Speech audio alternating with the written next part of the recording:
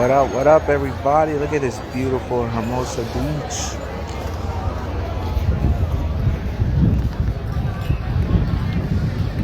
How you guys doing today? I had a great day today. Listening to some Dhamma in my ear. Second Era of Liberation playlist from Ancient Dhamma. And thought I'd come over to Hermosa while I charge my car and get some steps. I don't know what you guys up to, but I'm just so blessed and grateful for the time I have here on earth, and how I'm able to spend it with my family, with my loved ones, friends, and also practicing mindfulness and meditation and all the spiritual stuff as well. But it's happening here in Hermosa, guys, like crazy. Love it. It's so nice.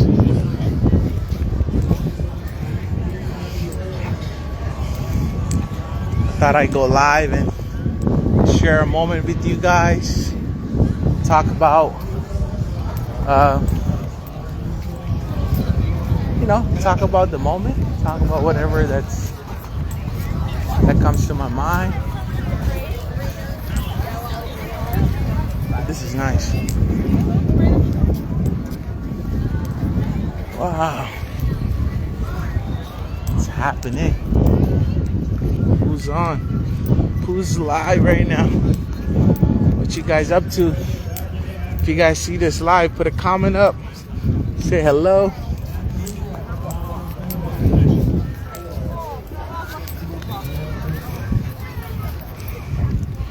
Slow connection, it says.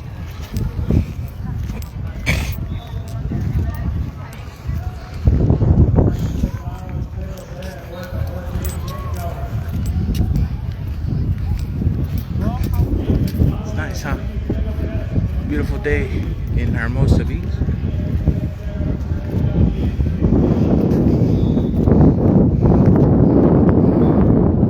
Get some steps in.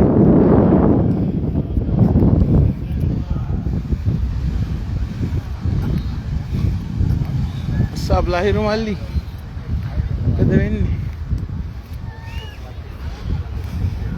I don't know. Wow. Everybody's at the beach today. Friday.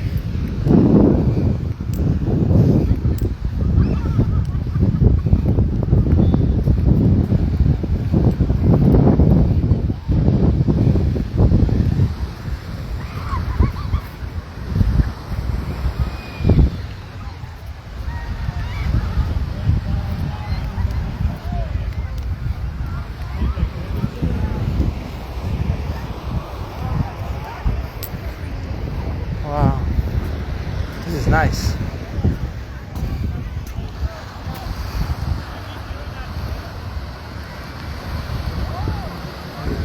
People are having a good time. Can you guys hear me okay? I hope so.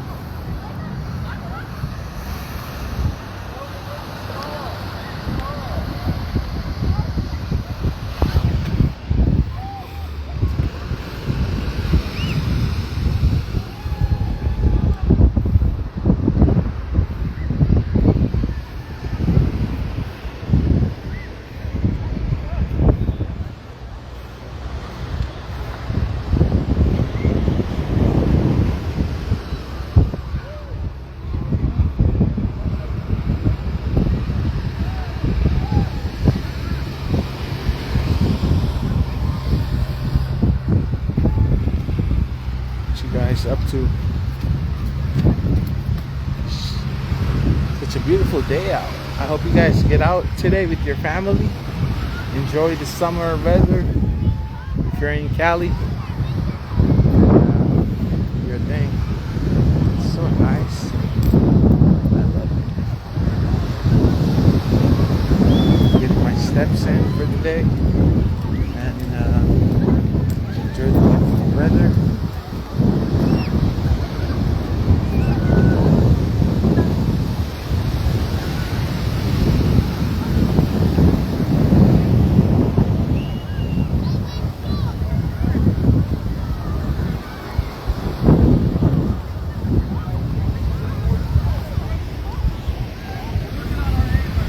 check it out. People are having fun, man.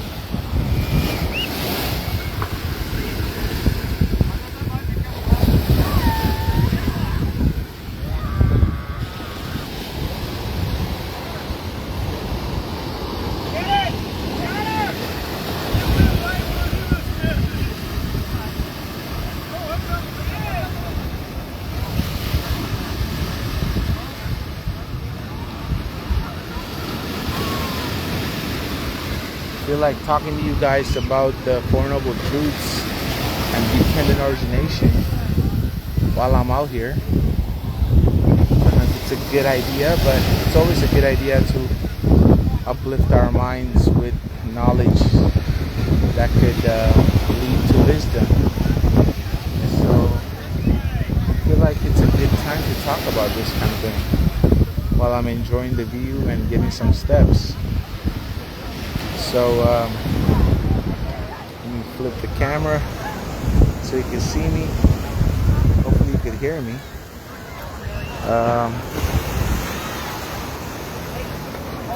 But let's talk about dependent origination. So dependent origination is the process where your mind, literally your consciousness, arise to be, come to be, right? So that's dependent origination. And if you look at all these intellectual studies, deep Dhamma, we talk about the Four Noble Truths, and dependent origination is within that Four Noble Truths. So what's the Four Noble Truths, right? Like the first Noble Truth, I think you guys may already know from what I have discussed with you before. The first Noble Truth is that there's suffering, stress, discontentness, dissatisfaction that exists in life, right? That's the first Noble Truth of suffering. And then there's the Noble Truth, the cause of suffering. What causes this suffering, or the stress, or the dissatisfaction in life? That could be, so Buddha breaks that down and he goes deep, and he goes into talking about craving. Craving is the cause of suffering. And then he goes even deeper and he looks into it, like when he realizes that when craving ceases to exist, there's no more stress, no more suffering, no more dissatisfaction, which truly exists in life no matter where you are. If you're a billionaire, millionaire, doesn't matter the money. Like, even if you have all the money in the world, right? Even if you have all the money in the world, you will still experience some sort of dissatisfaction, some sort of suffering, some sort of stress. And nothing is permanent. Everything is constantly changing. And because of that nature, we experience dissatisfaction, suffering, all that stuff. So when you get rid of craving, you get rid of suffering.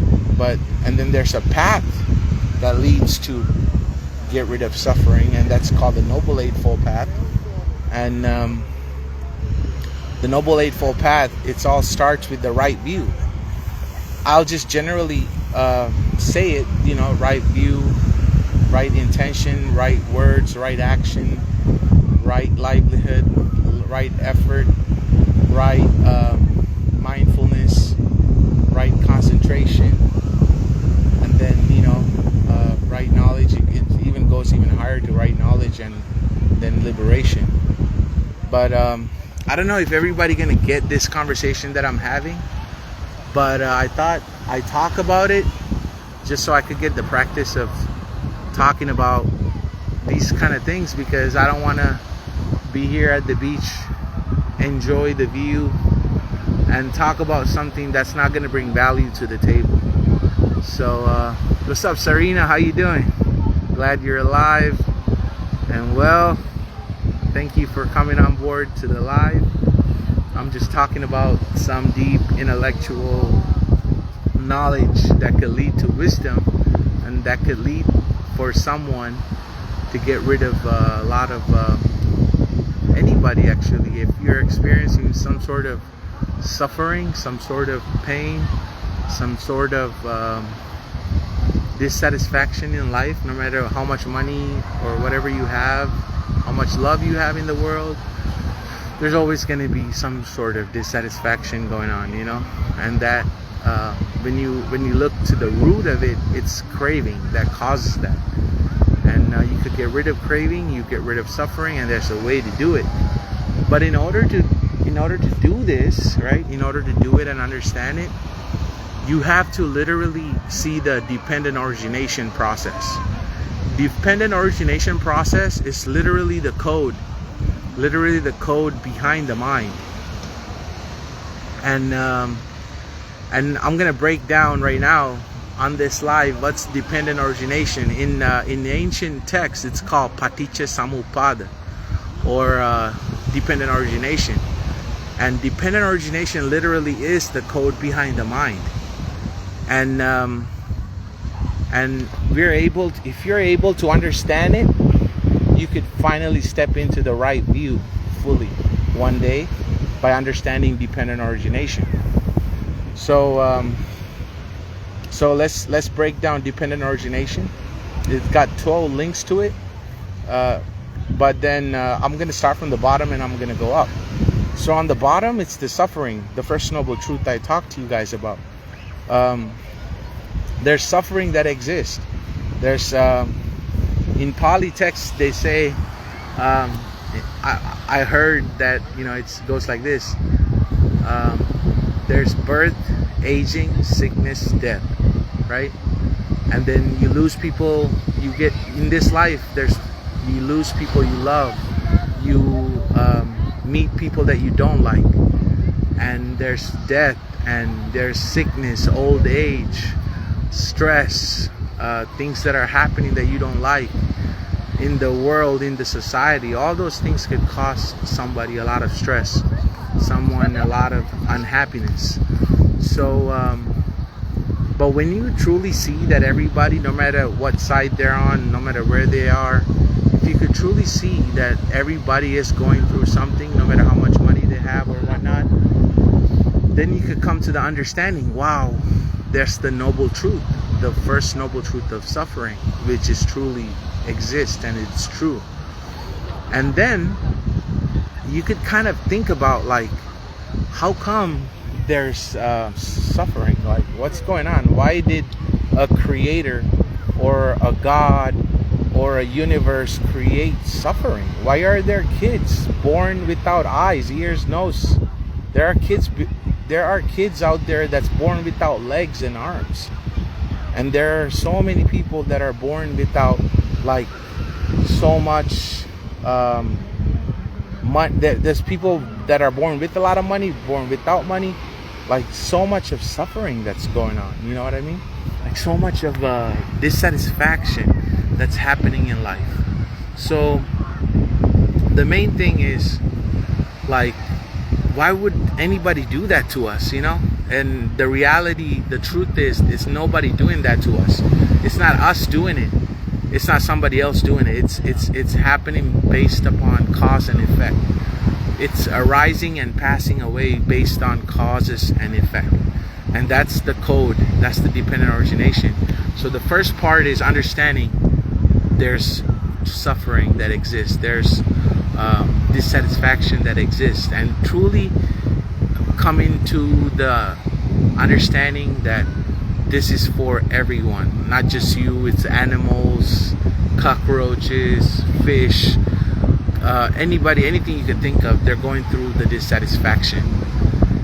And then if you go to the root of it, like, how come? Why are we experiencing this? It's because we were born, right? It makes sense, right? It's because we were born. It's because we were born we go through dissatisfaction, we go through suffering. And then you question it further and further. How did birth arise? Because this is a whole process, like the code behind rising and passing of a phenomenon. So how did birth arise? The birth arise because we want to be. want to exist. We want to become. We want to become a divine being. We want to go to heaven. We want to go to spiritual realms. We want to go to earth. We want to be somebody. Because we have that deep craving of being somebody, craving for existence, the birth arises. Then you continue to question further, how come we want to be somebody? How come we want to become a divine being, spiritual being, a human, whatever you want to call it, or a dog, a cat, whatever you want. Some people think differently, you know? So like, how come we want to become that? How come we crave for that? It's because we have a craving to exist, and we have a deep craving to exist. We have this, it's called upadana. It's called upadana paccabhavo. So upadana means like, for some reason, we are willing to die. I mean, one day we're all gonna die. We don't know when we're gonna die. That's why I'm being so blunt about like sharing this information with you, because I don't want to die with it in my head. I want to make sure I share it with the words as best as I can, so some of you guys could take advantage of it towards liberation and towards becoming free from suffering, towards being one with all that is, and truly live a purposeful life that's filled with a lot of love, filled with a lot of unconditional love, kindness, compassion, appreciative joy, equanimity, wisdom, cultivating patience and understanding, and truly be happy with the moments that you have here on earth, which is so precious, you know, with your loved ones. So going back to dependent origination, if we look at it, we were born, and because we were born, we experienced all this suffering. But then why were we born? Because we want to become something. Like, we want to become human. There's a craving to exist. We are willing to die and come into existence again, because we have craving for something. We have craving for existence. We have craving for a lot of these things.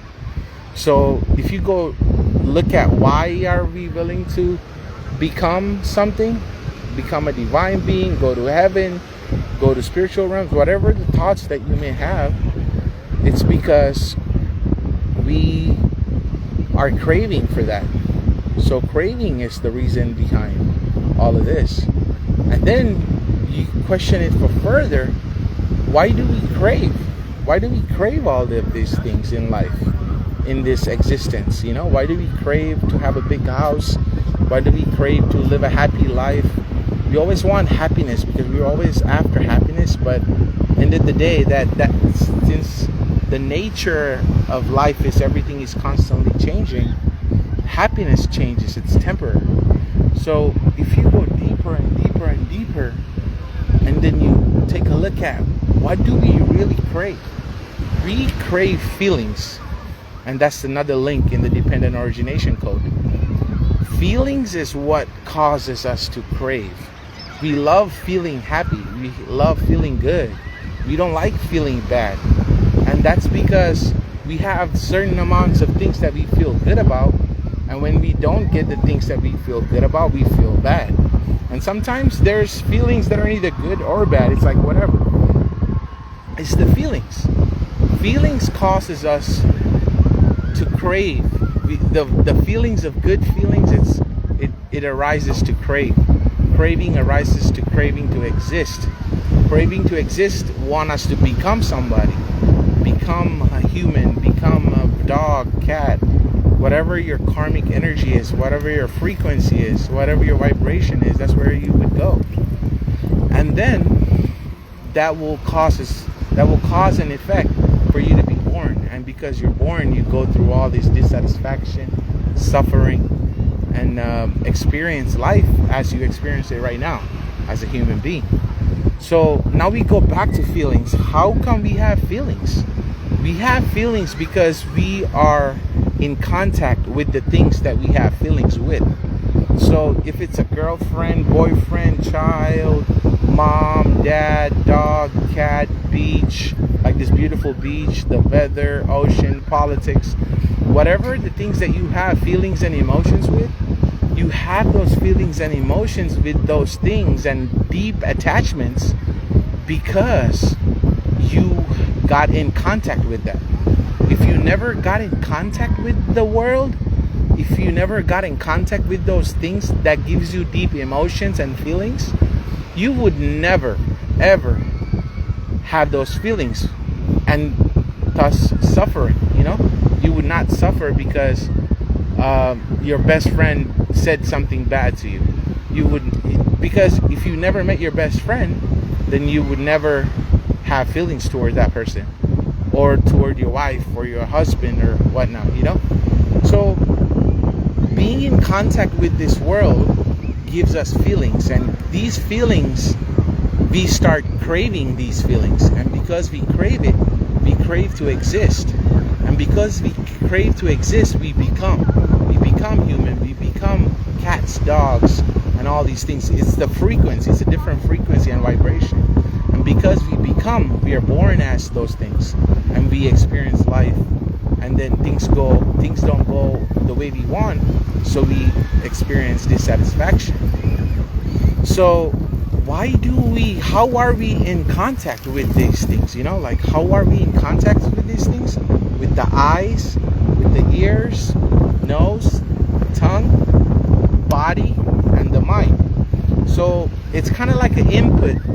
We input the world with the eyes, with the ears, with the nose, with the tongue, with the body, and then the mind takes all those data, mind takes everything, and then process it and think about it, and mind loves to think about ideas and all these things that arises from everything else that you inputted with your eyes, ears, nose, and tongue, and the body. And then if you go deeper and deeper, how come I get the factory of the eye? It's not necessarily the flesh. When I say eyes, ears, nose, tongue, body, and the mind, it's not necessarily the flesh eye I'm talking about. It is your factory of the eye.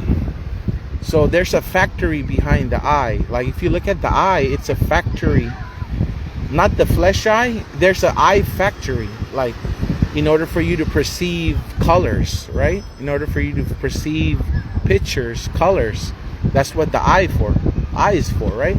So in order for eye to work, you need the flesh eye that is functioning, and then you need the consciousness for the eye, which is the electrical charge, or however you want it, which is the energy that charges up the eye, and then you need light and colors outside of the eye, and then all three of those working together creates the eye factory.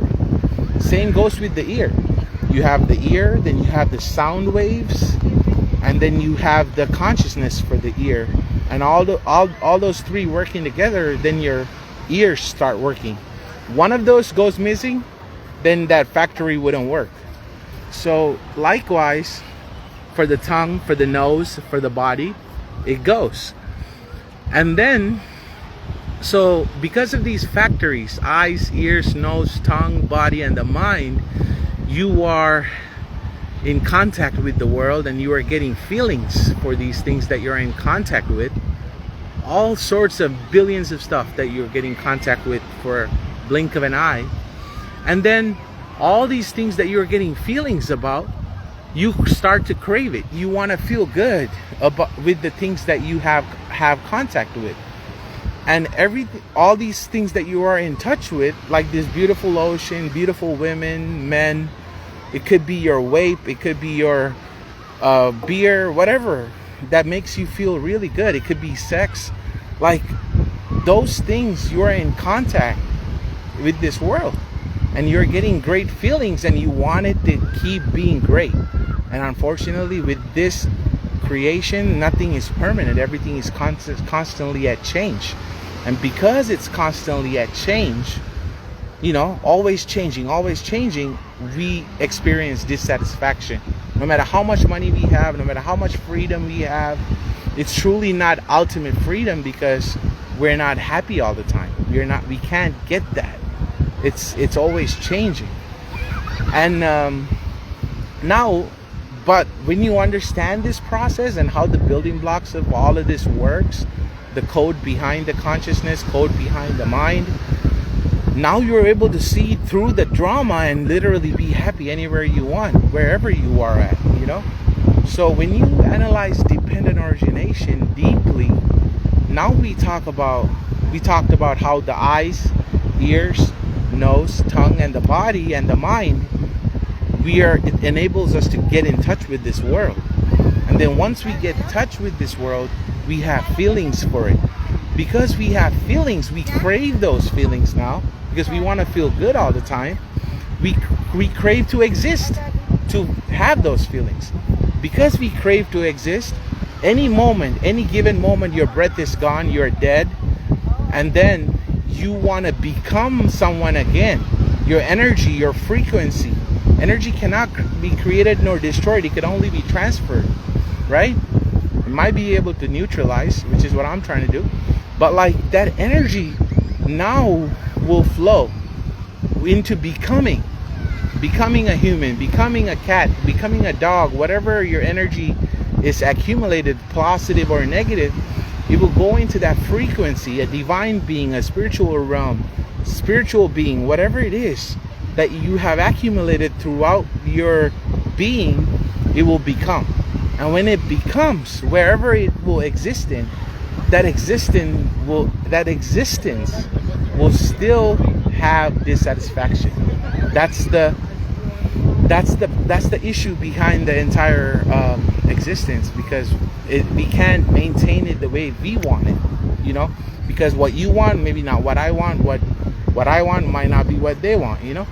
So now going back into this dependent origination loops, if you go all the way to the eye, ear, nose, tongue, body, and the mind, the eye factory, ear factory, and we look at how come this eyes, ears, nose, tongue, body, and the mind, how did these factories come into existence?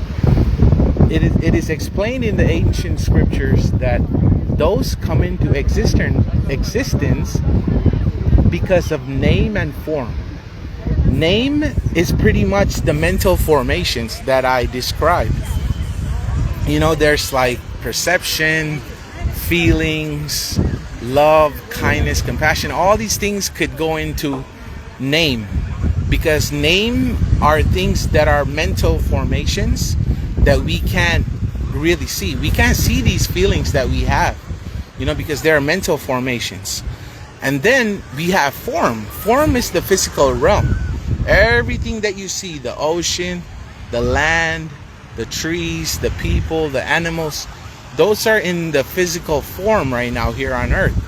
So that physical form combined with the mental formations, consciousness included, you know, arises the factories of the eye, factory of the ear, factory of the nose, factory of the tongue, factory of the body and the mind. So, and it goes deeper and deeper. And then and then we have to look into like what creates the name and form. And name and form arises because of consciousness in itself. So consciousness arises because of name and form. Name and form arises because of consciousness. It's like the flame and the fire type of deal. And then the consciousness arises because of previous volitional formations or previous karma. So karma is created with your thoughts, your words, and your actions. Your intentions, mainly with whatever your intentions are when you're using your thoughts, your words, and your actions, that creates karma. And the karma ended up giving you a result of arising the consciousness. And the consciousness, because of consciousness, the name and form arises. Name and forms gives a rising to the faculty of the eye, faculty of the ear, the factories that I mentioned. And because of those factories, you're in contact with the world. Because you're in contact with the world, you have feelings towards the things that you're in contact with. And you crave those feelings. Now you want to crave to exist, to experience those feelings. Because you want to experience those feelings, you are becoming, you are being born now, and then because you're born, you have this whole package of suffering that you experience or dissatisfaction. So going back, all the way back, now we talked about karma, right? What's the reason why we continuously create karma? It's because ignorance causes or given rise to create karma. And ignorance, what is ignorance? Ignorance of what? Ignorance of not knowing the Four Noble Truths, ignorance of not knowing the dependent origination process, ignorance of not knowing the code behind the mind. So ignorance of not knowing there's suffering exists. Craving is the cause of suffering. When craving ceases, suffering ceases, and there's a path that leads to it, which is the Noble Eightfold Path, which you can use to get rid of suffering and be more happy in life. So that's the whole dependent origination process in a jazz, guys. Like, I went really fast with it, but I'm recording this maybe someday when I'm not here, and maybe when I'm dead and gone, maybe somebody could listen to this and get some wisdom out of it. And that's the whole purpose of me sharing this with you guys. So I meditate on the dependent origination. I go up and down with it. I start from ignorance, I go all the way to suffering, and then I go to suffering, I go all the way to ignorance, and I analyze this code that's given rise to the consciousness, which is what's a very important part of this whole process of life and experiencing life.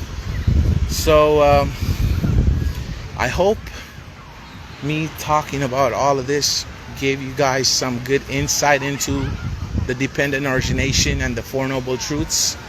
And I'm going to continue to get some steps at Hermosa and enjoy my day. I hope you guys have a blessed day filled with a lot of love, a lot of kindness, a lot of compassion, appreciative joy, equanimity, wisdom, and keep cultivating that wisdom, guys. Keep learning about the Four Noble Truths. Keep learning about the Noble Eightfold Path. Keep learning about the dependent origination, because that's the code that will lead you to freedom and liberation from suffering. And be happy, be well, enjoy your life, enjoy your moment, live life filled with purpose. And I'm going to continue to do my steps. And yeah, I think I explained a lot of stuff, so I'm out. I'm gonna walk around here for a little bit more, and then my car should be charged by now. All right, guys, love you. Have a blessed day.